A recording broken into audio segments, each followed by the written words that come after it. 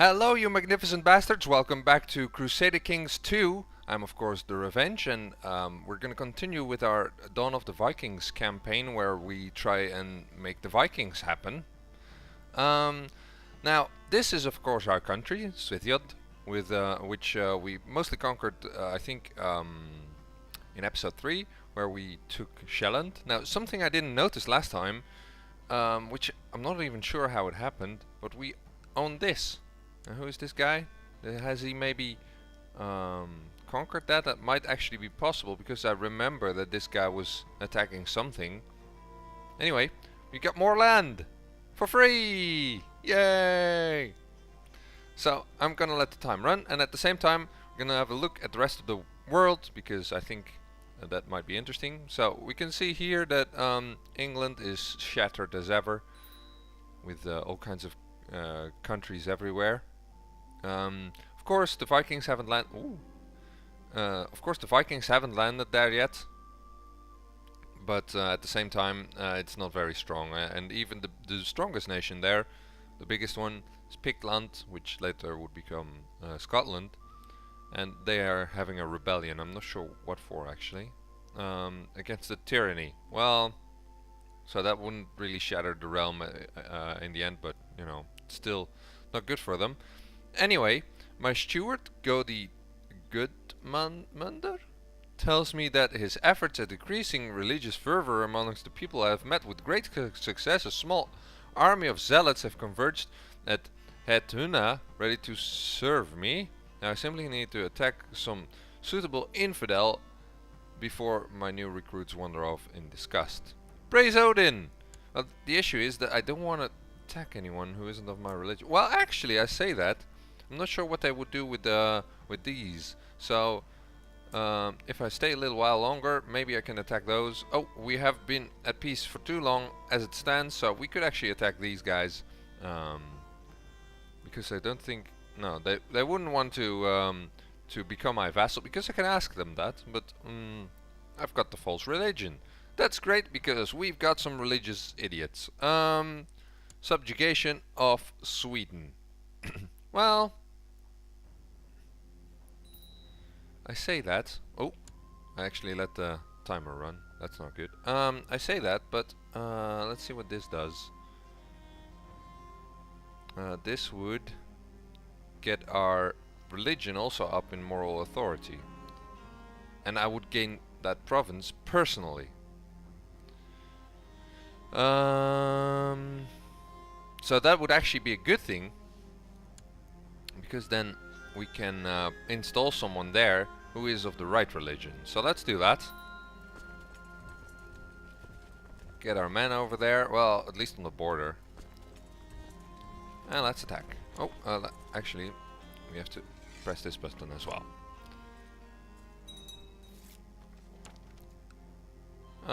My liege, the people of Constantinople have progressed beyond our own technological level. Well, that's the same technology thing we saw before, and we basically have a 33% chance to, well, actually we just have we'll get 50 points, we just don't know where in, because we've got 3 different advances and technologies.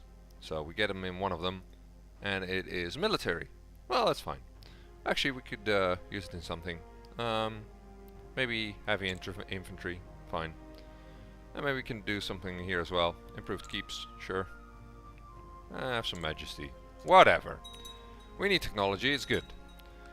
And, you know, once you have it, you can actually spread it. So, whoa, everyone is liking us. That's good. So, we're moving up for war. Look at it. My whole realm is just going at it. Only problem is we still have a dangerous faction, but even that is reducing, as everyone likes the war, I guess. It's gone now. Completely gone. Well, there's still 2 members, but, you know, what can you do? Wow! And here we go. My steward also found some men. So, yeah, let's send them up to the front as well. Actually, we could just send them all up here, because right now we've got enough men. I'm not gonna organize it too well, because, well, we are in a vast majority, and we'll just smack his ass, basically. Actually, these guys aren't even moving up. Well, it's their fault. Well, whatever.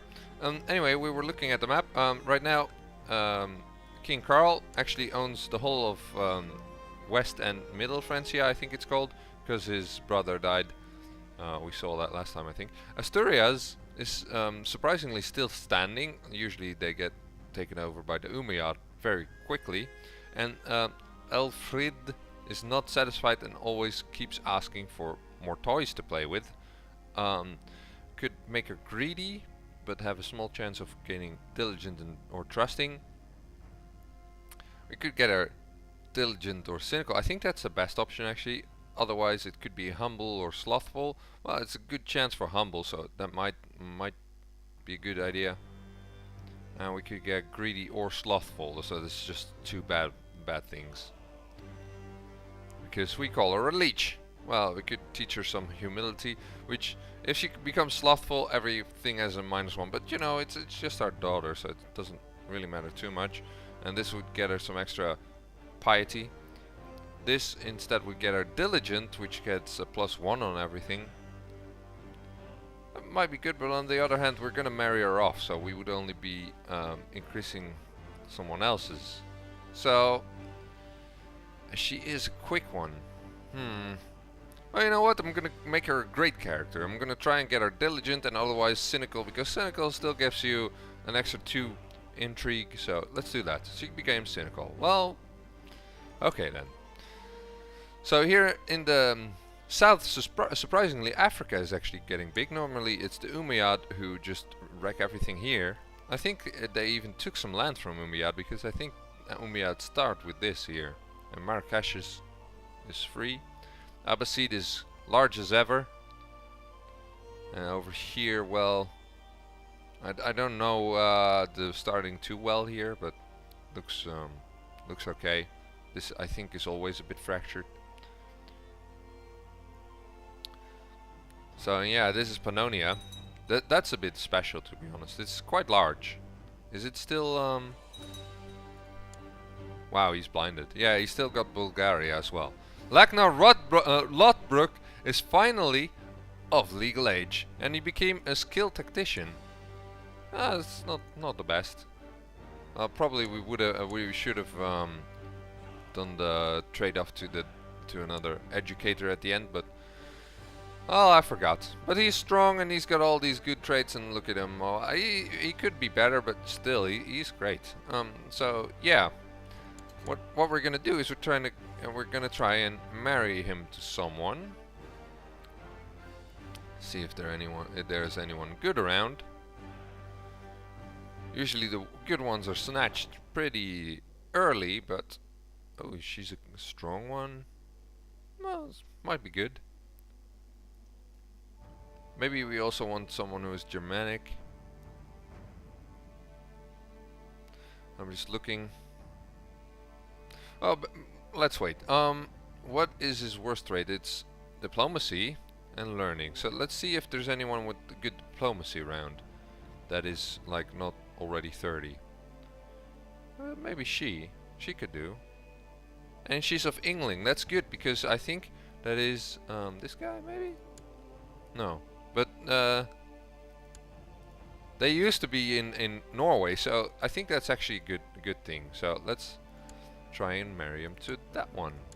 I mean, it takes a little while. I mean, it might sound weird to you guys that I'm trying to marry him to an 11-year-old, but right now it's just a betrothal. So it just means that when she gets of age, which is at 16, she'll be married to Ragnarr Lodbrok.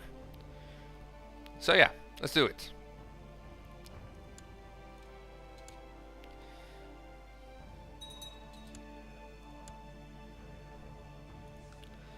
And we got everything. Oh!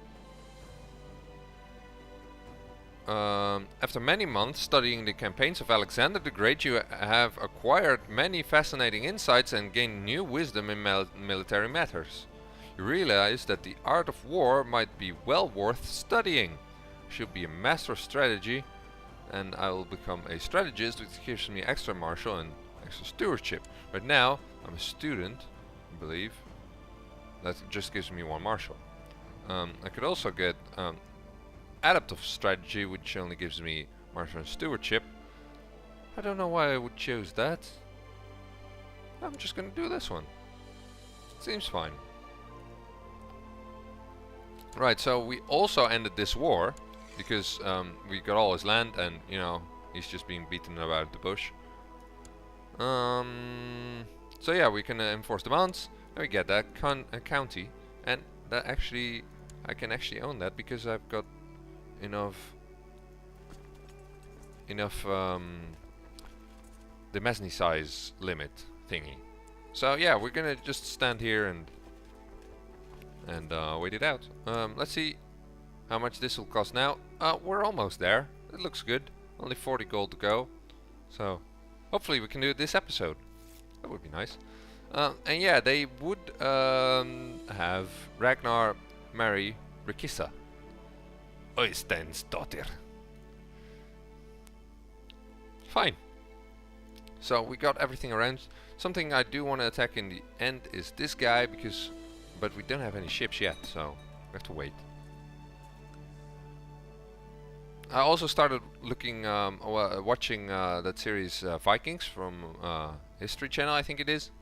Saw the first episode, and apparently Ragnarr found out how to use boats or something. So yeah, I'm looking forward to that. Maybe that's in the game.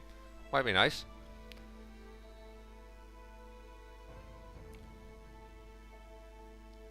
And right now it's just waiting for us to be able to get the title. Okay, the building Bjorn was looking to reinforce should be torn down and replaced with sturdier houses and watchtowers, but Bjorn was insistent something could be done about them. I told him my honest opinion about the buildings. So I can choose which my honest opinion is. The materials from the old houses could be used to erect better buildings. That makes sense. Nothing can be done. Tear them down before they fall apart. And the cost of rebuilding them will be great, and I want a share of that. Well, this increases his opinion, and he's my friend, and I don't think it costs me money, so that's fine.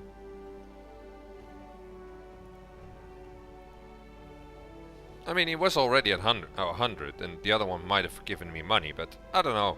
This just seems like a better option. I don't think I'm that greedy, am I? Oh, actually, I am greedy. Well, maybe I should have taken the other one. Oh well, too late now. So let's see.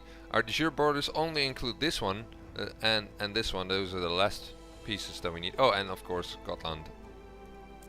And we got a important decision to make is hold the glade blood, but we only still got one person, and it costs 50 gold, which we don't want to spend right now, so let's wait. We could imprison someone though, this guy. But we don't have a lot of success, so we would have to go to war with him, and I only has Halland, but whatever. Ragnarr is impulsive and seems unable to tell right from wrong. That's my son, and I'm his guardian. What should I do with my wayward son? If he's arbitrary, people don't like him, and he gets worse stewardship and learning. So that's good for like one of the heirs to my country, I think, because that way Ragnarr doesn't have as much of a challenge. So how about a pat on the head? He gains arbitrary. That's great. So we're just gimping him so that Ragnarr doesn't have as much of a issue when he ascends to the throne.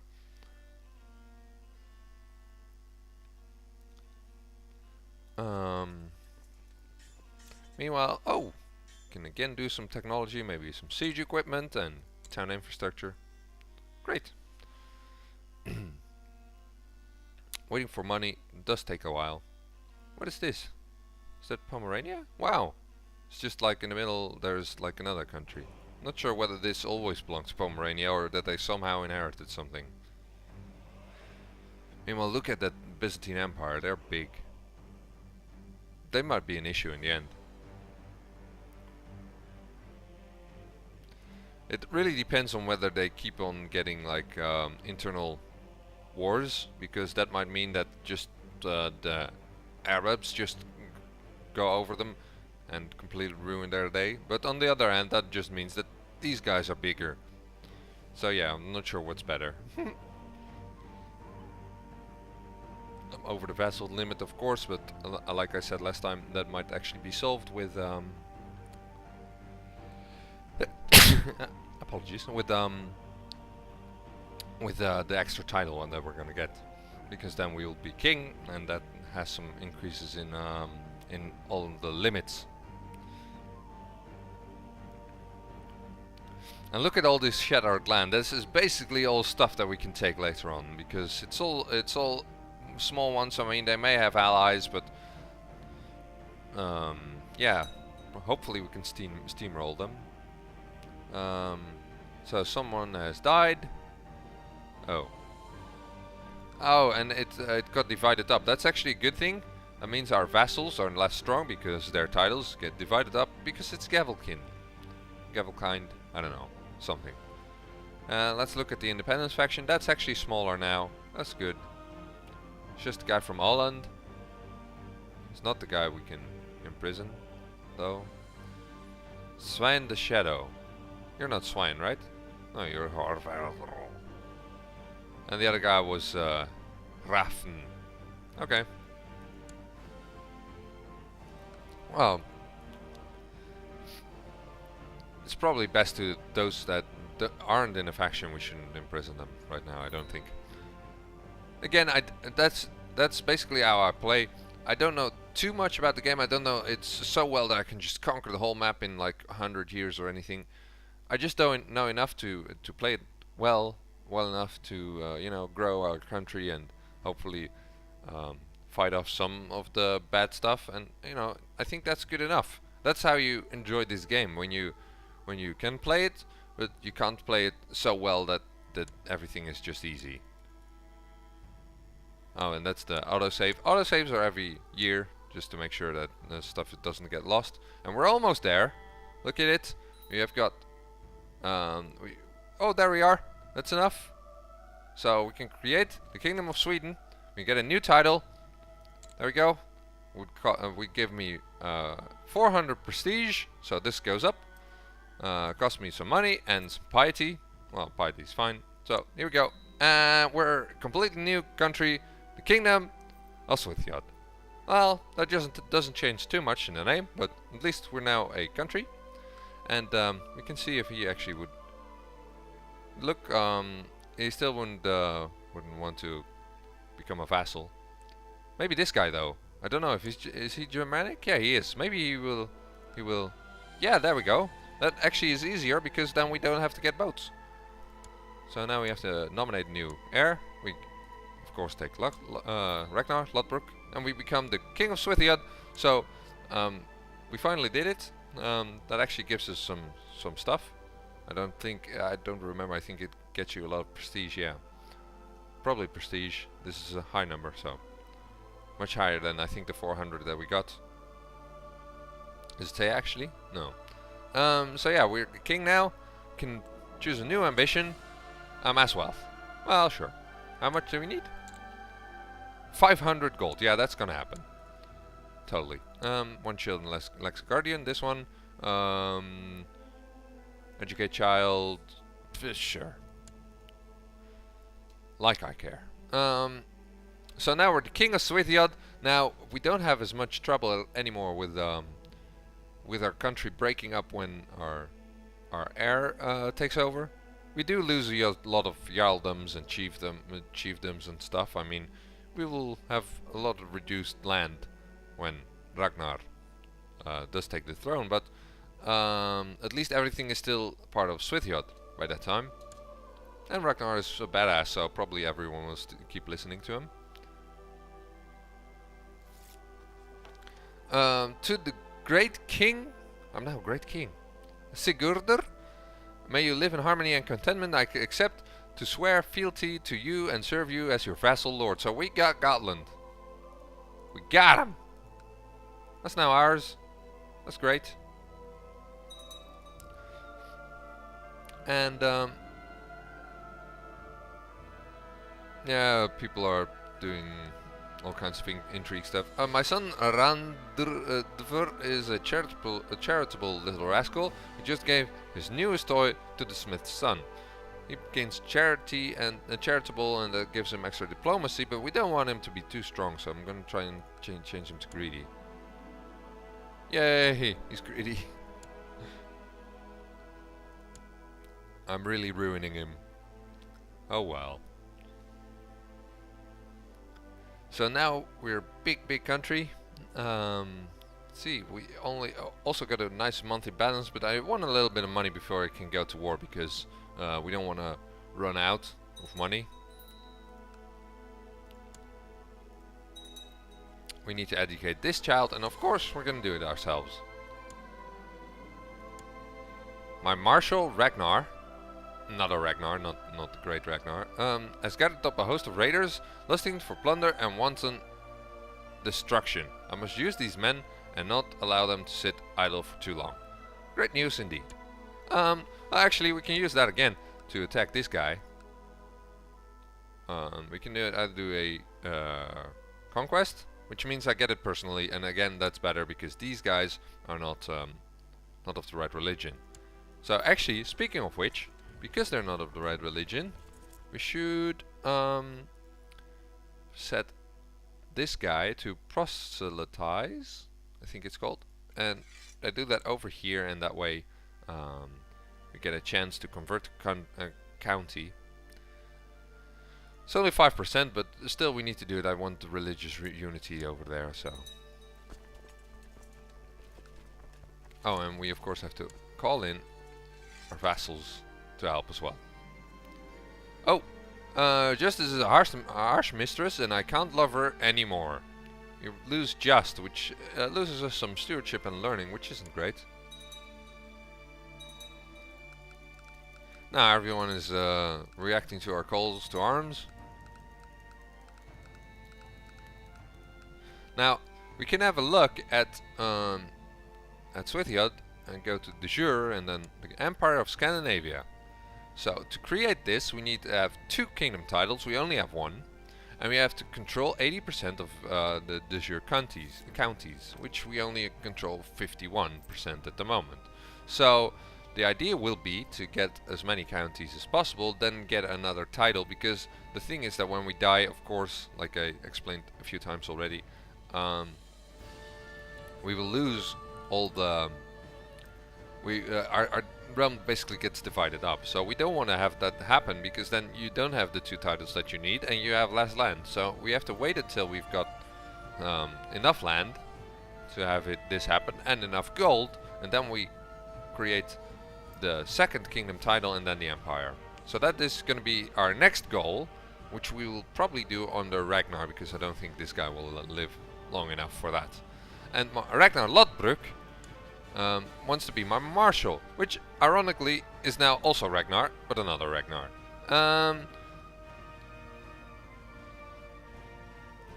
And he claims that he would be a better marshal. I'm sure he will be. I mean, he's got a marshal of 18 and the other guy has a marshal rating of 10. So yeah, sure. I mean, he hates me anyway, so I'm gonna fire him. This guy, yeah, he hates me even more. Great. So this guy organized raid. Put him here. Court chaplain, we need a new one. It's gonna be Björk. Oh, fine. Proselytize over here. And that means it's even a less big a chance that it'll actually happen. But whatever. Actually, before I continue, I'm gonna call this episode. We've been in it long enough. So, I hope you enjoyed this episode and like the video and subscribe to my channel. And next time we're gonna try and conquer this. This shouldn't take too long, and then really just see what we're gonna do until Ragnarr ascends to the throne. I don't know yet. So we'll see that next time, and I hope you'll be there again then. And until then, cheerio.